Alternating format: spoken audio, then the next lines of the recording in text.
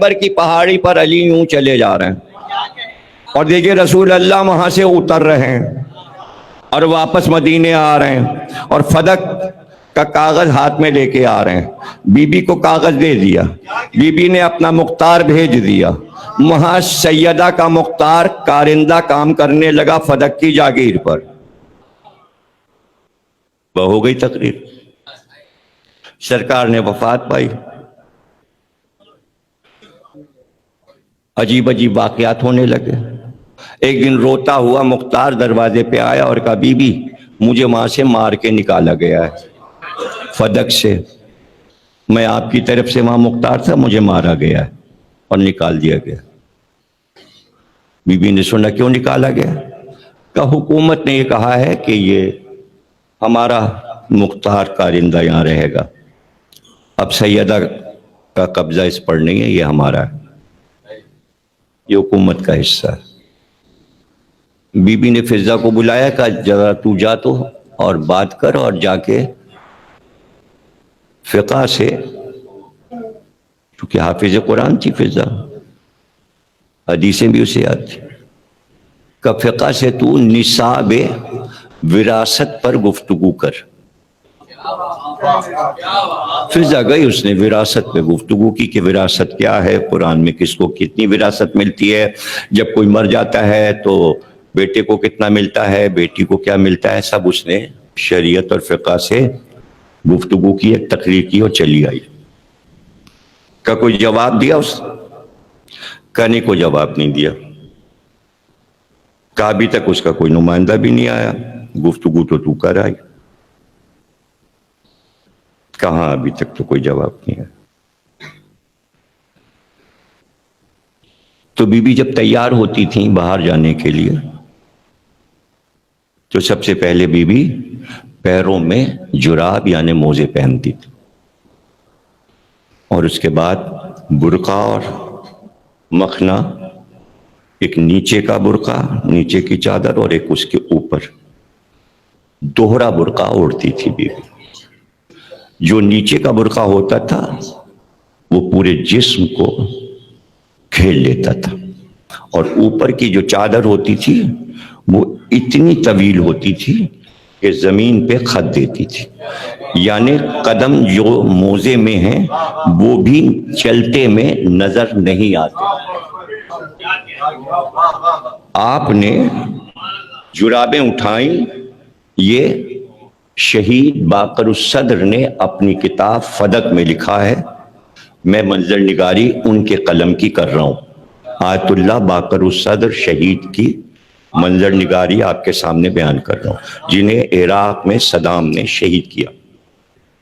وہ کہتے ہیں بی بی موزے پہنتی جاتی تھیں اور ایک جملہ کہتی جاتی تھی, اب میں آ رہی ہوں, اب تو جانے. یہ کئی بار بی بی نے کہا اب میں آ رہی ہوں, اب تو جانے. اور یہ کہہ کے موزے پہنے, مخنا پہنا, برقع پہنا. اور ایک بار محلے بنی ہاشم میں یہ شور ہوا کہ سیدہ گھر سے باہر آ رہے. بی بی کا گھر اور اس کا دروازہ جو کھلتا ہے مسجد میں, منبر بالکل اس کے سامنے ہے. بی بی مسجد کا دروازہ کھول کر مسجد میں آتی اور منبر کے سامنے آ جاتی. لیکن بی بی نے راستہ جو اپنایا, باہر کا دروازہ جو کھلتا تھا گلی میں, ادھر سے نکلی اور پورے مدینے کے علاقے اور بازار اور محلے کی گلی اور سڑک کو طے کر کے پھر صدر دروازے سے مسجد نبوی میں داخل ہوں. شور ہوا کہ بی بی باہر جا رہی ہیں. تمام بنی ہاشم کی عورتوں نے برقعے اوڑھے اور بی بی کو اپنے حلقے میں لے لیا. تمام بنی ہاشم کی عورتیں ساتھ ہو گئیں. جب انصار کی عورتوں کو پتہ چلا اور مہاجرین کی عورتوں کو, تو بنی ہاشم کی عورتوں کا ساتھ دینے کے شہزادی باہر جا رہی ہیں, ساری بیویاں جناب سیدہ کے ساتھ ہو گئیں. تو اس کے معنی مجمع بہت زیادہ بی بی کے ساتھ تھا, گویا ایک پورا جلوس تھا جو احتجاجی جلوس میں تبدیل ہو گیا۔ اب میں یہاں پر یہ کہا کرتا ہوں اور یاد رکھیے گا کہ فدق زہرا اپنے لیے مانگنے نہیں گئی تھیں، نہ ان کو چاہیے تھا، نہ انہیں ضرورت تھی۔ انہوں نے جیسی زندگی گزاری تھی وہ زندگی ان کی بہت قیمتی تھی، وہ دولت مند بن کر نہیں رہنا چاہتی تھیں۔ پھر فدق لینے کے لیے، تقریر کرنے کے لیے حاکم وقت کے سامنے کیوں گئیں؟ اس لیے کہ ایک عورت جو پیغمبر کی بیٹی ہے، جس کی وجہ سے وقار نسواں کو بلند کیا گیا، ایک باپ کی بیٹی کا حق چھینا گیا، تو اسلام میں رسم بن جاتی کہ ہر باپ کے مرنے کے بعد اس کی بیٹی کا حق چھین لیا جائے۔ تو اسلام میں وقار نسواں کے حقوق کو بچانے کے لیے سیدہ نے اقوام عالم کو ایک پیغام دیا کہ عورت کا حق چھینا نہ جائے۔ یہ فدق نہیں ہے، نہ یہ جھگڑا ہے، نہ یہ فساد ہے، یہ ایک میسج ہے سیدہ کا اقوام عالم کی عورتوں کے نام۔ اب دوسرا جملہ سنو جو اس سے زیادہ قیمتی ہے کہ اگر انہوں نے مطالبہ کیا تو نہیں ملا، فائدہ کیا ہوا؟ اب سنو اس کا جواب یہ ہے کہ اگر تمہارا حق ہے تو مانگو ضرور، ملے یا نہ ملے۔ نہیں مانگو گے تو لوگ کہیں گے حق تھا ہی۔ تم سلامت رہو، فدق پڑھنا ہے اس وقت، وہ تمہید تھی۔ آج کی تقریر میں پڑھتا ہی فدق ہوں، شب شہادت میں فدق پڑھتا ہوں ہمیشہ۔ اب ظاہر ہے کہ میں دہرا تو سکتا نہیں، پڑھتا ہوں، موضوع وہی ہوتا ہے لیکن انداز بدل جاتا ہے۔ میں فدق پیش کر رہا ہوں آپ کے سامنے تاکہ بچے محفوظ کر لیں۔ بی بی پہنچی اور بی بی نے جا کر گفتگو کی، اور سب سے پہلے بی بی نے خطبے کا آغاز کیا، وہ عظیم خطبہ جس میں آپ نے پہلے اللہ کی تعریف کی، اور وہ تعریف کی کہ جو ایک منشور ہے توحید کو سمجھانے کا۔ پھر آپ نے نبوت کی تعریف کی، پھر کچھ سوالات کیے، پھر آپ نے ولایت کی تعریف کی۔ مولا علی پہلو میں تھے، بی بی سیدہ کے ساتھ ایک طرف حسن حسین تھے،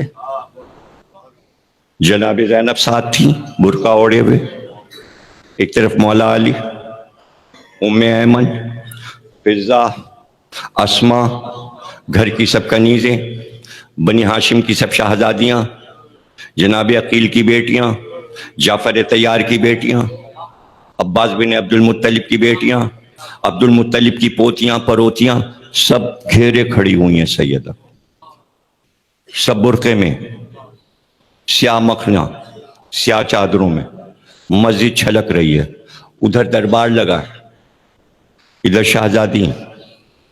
لیکن شہزادی جب آئیں تو اس وقت ایک پردہ ڈالا گیا، منبر کے درمیان میں بنی ہاشم کی بیویوں نے ایک پردہ تان دیا۔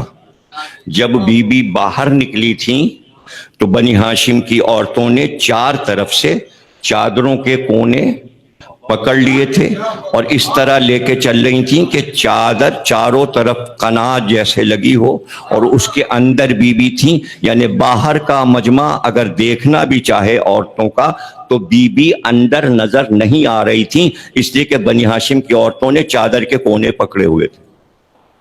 اس پردے کے اہتمام کے ساتھ سیدہ کے باپ کا تھا مدینہ، سیدہ کے باپ کا تھا مدینہ، رسول نے بسایا ہے، ان کے باپ نے مدینہ بسایا ہے۔ عورتوں میں احترام ہے ابھی سیدہ کا، گھر بھرا ہوا تھا بی بی کا وفات رسول کے بعد۔ یہ نہیں ہوا تھا کہ اگر مرد جنازہ چھوڑ کے چلے گئے تھے تو عورتوں نے سیدہ کو چھوڑ دیا تھا۔ عورت کی ہمدردی اور ہے، سمجھنے کی کوشش کریں اسے اور صحیح روایات تک پہنچا کریں۔ تمام عورتیں صحن میں جب تک بی بی کی وفات ہوئی ہے اس وقت تک شہادت کی آخری تاریخ تک مدینے کی عورتوں نے بی بی کو تنہا نہیں چھوڑا. انصار و مہاجر کی عورتیں گھر میں آ کے صحن میں بیٹھ جاتی تھیں اور رسول اللہ کا پرسہ روز دیتی تھی اور بی بی کے ساتھ بیٹھ کے روتی تھی اور مردوں کا شکوہ سنتی تھیں. اگر آپ کو میری بات کا یقین نہیں ہے تو آپ پورا خطبہ اٹھائیے اور پڑھیے اور اس میں دیکھیے جہاں پہ خطبہ ختم ہوا ہے وہاں پر پھر آپ نے انصار کو مخاطب کیا ہے اور انصار کو ایک خطبہ دیا ہے الگ سے. اسی خطبے کا ایک حصہ ہے. پہلے حاکم سے گفتگو ہوئی, اس کے بعد انصار کو مخاطب کیا اور کہا تم تو بڑے غیرت دار تھے, تم تو عورت کے حقوق پر کھڑے ہو جاتے تھے. ایک عورت پکار رہی اور تم سب خاموش ہو اور تم بول نہیں رہے ہو. جب عورتیں آئیں انہی انصار کی تو انہوں نے پوچھا بی بی آپ کا کیا حال ہے؟ تو آپ نے کہا تمہارے مردوں نے ہمارا کلیجہ پکا دیا. تو وہ عورتیں رونے لگی. ان عورتوں نے گریہ کیا جب بی بی نے کہا تمہارے مردوں نے زہرا کا کلیجہ پکا دیا. وہ جملے ہیں کہ جو سب مصائب کے جملے, سارے مصائب کے جملے ہیں. آپ نے مولا علی کی تعریف کی اور کہا اگر یہ علی نہ ہوتے تو یہ بتاؤ میدان جنگ میں جہاں جہاں دشمن نے تم پر یلغار کی تو تم بچتے؟ تمہیں غلامی میں لیا جانے والا تھا, تم گرفتار ہو جاتے, تمہاری زمینوں پہ قبضہ ہو جاتا, تمہیں غلام بنا کے اٹھا لے جاتے باہر کے بادشاہ اور دوسری قوموں کے, آج تم غلام ہوتے اگر یہ علی نہ ہوتے, اگر میرا شوہر نہ ہوتا. پھر آپ نے ولایت کی تعریف کی کہ ولی کیا ہوتا ہے اور ولایت کیا ہوتی ہے, اور اس کے بعد آپ نے فرمایا ہم تمہارے دلوں کا حال بھی جانتے ہیں. جب کوئی بڑا پہلوان لڑنے کے لیے آتا تھا علی کے مقابل میں تو تم بغلیں بجاتے تھے, خوشیاں مناتے تھے. آج تو علی مارا جائے گا, آج تو علی قتل ہو جائے گا, یہ تم اپنے دل میں سوچا کرتے تھے. لیکن جب میرا شوہر اپنے مقابل کے پہلوان کو قتل کر کر فاتح بن کر آتا تھا تو تم اس کو اس طرح دیکھتے تھے جیسے لوگ عید کا چاند دیکھتے ہیں, اور میرا شوہر اس طرح فاتح بن کر آتا تھا جیسے برستی ہوئی بارشوں میں جنگل میں شیر جھوم جھوم کر چلتا ہے. جب علی آتے تو لگتا کوئی شیر آ رہا ہے, اور سر کاٹ کر لایا کرتے تھے اپنے مخالف دشمن کا تو تم حیرت سے علی کو دیکھا کرتے تھے. جنگل کا شیر جیسے آتا ہے شان کے ساتھ اس طرح میرا شوہر آتا تھا. اور بھول گئے تم جب جنگ کی آگ بھڑکتی تھی تو تم خوف زدہ ہو جاتے تھے, تم میرے باپ کے دامن سے لپٹ جاتے تھے. تو تمہارے خوف کو اگر کوئی دور کرتا تھا تو وہ میرا شوہر علی تھا. تم سارے احسانات اس علی کے بھول گئے. دیکھیں گفتگو ولایت پہ ہو رہی ہے, علی پہ گفتگو فرما رہی ہیں آپ, پہلو میں علی ہیں. کیا داد دی ہوگی علی نے زہرا کو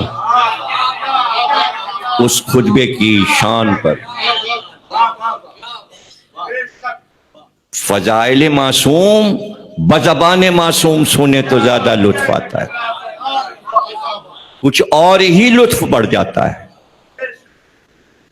جواب ملا کہ ہم مجبور ہیں اس لیے کہ رسول اللہ نے یہ حدیث فرما دی تھی کہ نبی نہ کسی کا وارث ہوتا ہے نہ کسی کو وارث بناتا ہے, اس کا کوئی وارث نہیں ہوتا. اس لیے حکومت میں ہم نے آپ کی اس جاگیر کو داخل کر دیا ہے تاکہ یہ مسلمانوں کے کام آئے, امت کے کام آئے. آپ نے کہا یہ حدیث تم سے بیان کی بابا نے اور میں بے خبر رہی. یہ حدیث وارث سے متعلق ہے, مجھ سے بیان کرنا چاہیے تھا بابا کو. تم تھوڑی وارث ہو کہ تم کو بتائیے بات. اور میرے بابا قرآن کے خلاف کبھی بات کریں گے؟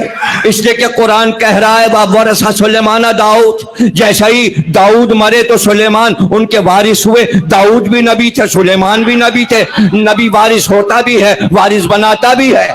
تم قرآن کے خلاف کیا قرآن کو پس پوچھ ڈال دو گے؟ کیا تم ایام جاہلیت کو واپس لا رہے ہو؟ کیا تم وہ دور لانا چاہ رہے ہو کہ جب تم اس گندے گڑھے کا پانی پیتے تھے جس میں اونٹ پانی پیتا تھا اور پیشاب کرتا تھا؟ ایام جاہلیت میں جب تم بت کو پوجا کرتے تھے، کیا وہ والا ماحول واپس لانا چاہ رہے ہو؟ کیا تم عورتوں کے حقوق دبا لو گے؟ کیا تم کسی باپ کی بیٹی کا حق چھین لو گے؟ مجھے بتاؤ، جب تم مرو گے تو تمہاری جائیداد کس کو ملے گی؟ تو کہا میری اولاد کو۔ کہا واہ، جب تو مرے گا تو تیری جائیداد تیری اولاد کو، اور جب میرا باپ گیا ہے تو اس کی جائیداد مجھ کو کیوں؟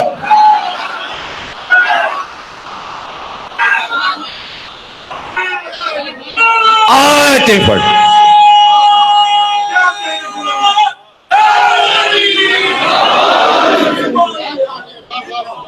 آپ صحیح کہتی ہیں،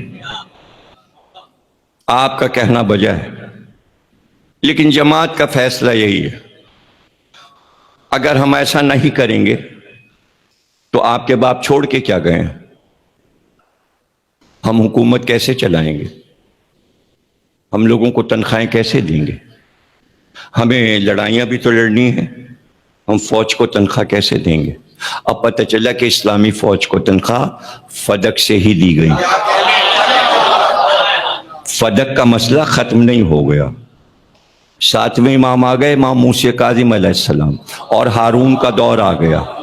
ہارون نے کہا آپ کو فدق دے دیا جائے۔ کہا تو کیا دے گا؟ تو کیا دے گا؟ تو دے گا فدق؟ خاموش ہو گئی۔ مامون کا دور آیا، اس نے امام رضا علیہ السلام سے کہا ہم فدق آپ کو واپس کرنا چاہتے ہیں، حکومت کا حصہ ہے، آپ نقشہ بنا دیجئے، کتنا ہے فدق کے حدود کیا ہیں؟ امام نے قلم کاغذ منگوایا، نقشہ بنایا، کہا یہ ہے نقشہ۔ فدق ایک سرحد سندھ، تاشقند، آذربائیجان،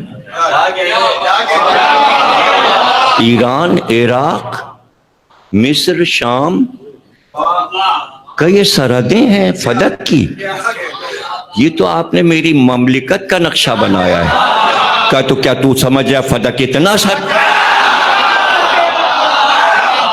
کیا چھوٹا سا باغ سمجھا؟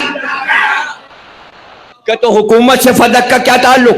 کہ اس وقت کل حکومت فدق پر ہی تو تھی، بڑھتے بڑھتے اب یہاں تک آئی ہے نا۔ جب تک اسلامی نقشہ بڑھتا جائے گا فدق بڑھتا جائے گا۔ اور اس کے بعد ایک جملہ کہا، کیا تو سمجھتا ہے ارے آسمان نے اس زمین پر سایہ ہی نہیں کیا کہ جہاں تک فدق نہ ہو، زیر آسمان جہاں جہاں زمین ہے سب فدق ہے۔ صلوات پڑھیے گا۔